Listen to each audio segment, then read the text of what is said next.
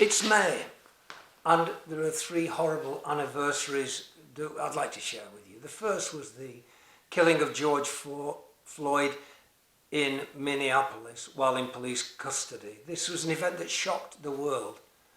And although George had a criminal record, he was apparently a gentle giant, a really nice man and much loved. And it was horrific. A year on, of course, there have been vigils and so many commemorations of George and those terrible incidents. Now, on the 22nd of May 2013, not in America, but in this country, in broad daylight, there was a murder of a loyal serving serviceman, Lee Rigby, who was hacked to death in broad daylight. Now, this was a premeditated murder to get the weapons that were needed and to have everything in place to do that heinous act. This was premeditated, unlike George Floyd, who no one believes that the policeman went in with the intention of killing a black man that day. The third one I want to tell you about is that took 3 weeks ago on the 8th of May in Kabul, when some people planted a bomb at a school. Now, this was malignantly premeditated so as to maximise the carnage and the murder and the mayhem. They planted the bomb so that when the children ran out in terror after the first explosion, carefully placed secondary explosions were detonated to kill and maim even more. On that day, 75 innocent school children were massacred.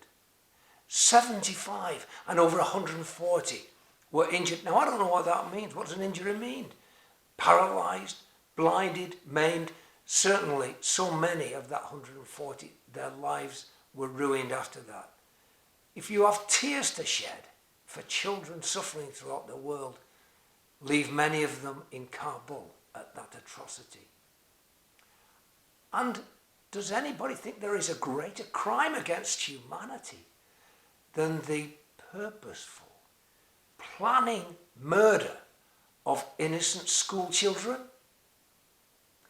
But who will stand against this acts of satanic depravity which seem to engulf so many parts of the world? And I'll tell you, it is our servicemen who, with their courage and loyalty, do stand against them. So when so many people are expressing their piety and devotion to justice in support of George Floyd, I'll tell you what I did. I'm not ashamed of it.